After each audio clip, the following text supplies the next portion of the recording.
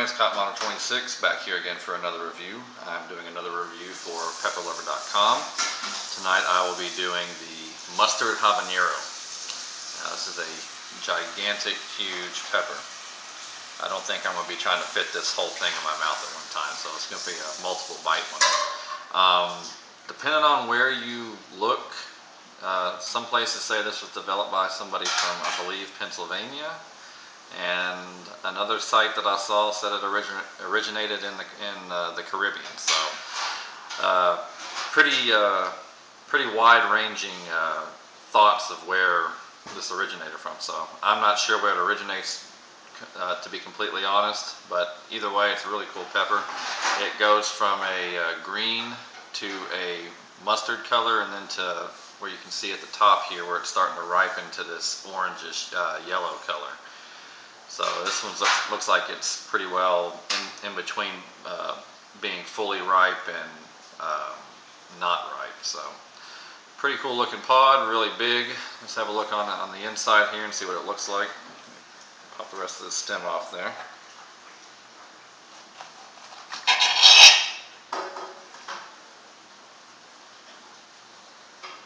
It smells like a habanero. Got that floral chinent smell to it. Let you guys have a look on it. It doesn't look terribly wet on the inside. Decent amount of placenta, not huge. Depending on where you look at it, like on this side right here, the walls look fairly thick.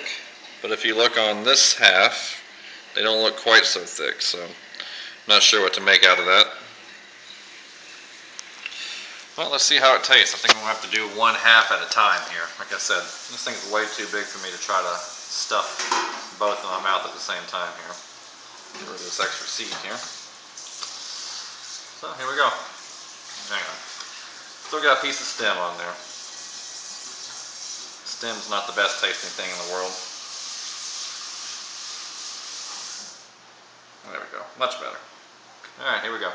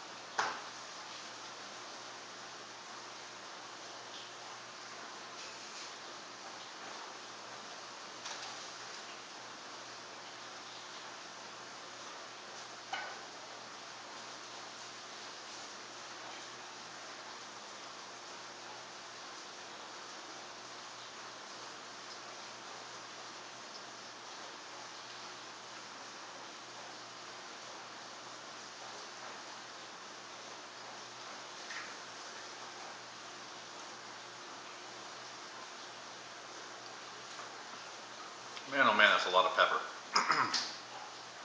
That was a lot to chew. Get the seeds out of my teeth here and I'll tell you about it. Had a very, very mild flavor to it. It was sweet, fruity, had a bit of the chinense quality floral taste to it, but it was mainly sweet and fruity, but it was all very mild, and it all blended very well together. It had a very good flavor. I enjoyed that. Heat is mainly under my tongue and the salivary glands and in the back of my throat. Not overly strong. I'm not sure how this is typically ranges compared to a orange habanero, but right now we're not quite on that level. Give it time to try to build up. Still got some stuck in my gums.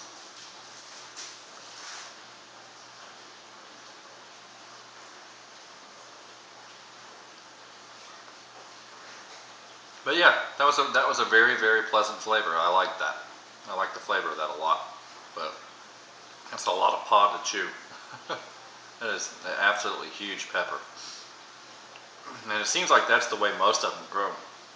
Judy sent me a few more in the package that she sent me. A few more of those mustard habaneros, and they are all that size. Every single one of them is that big. Just massive peppers. See, it's building very, very slowly. It's not a very fast build. It's still getting more intense, but it's taking its sweet time to do it.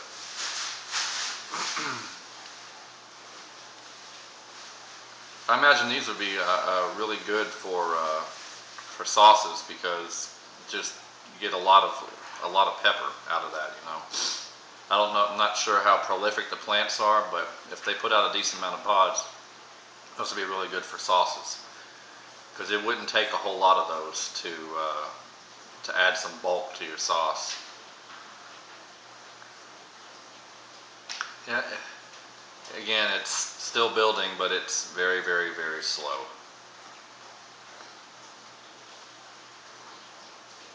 Back of my throat isn't really increasing at all, but under my tongue is getting a little bit hotter.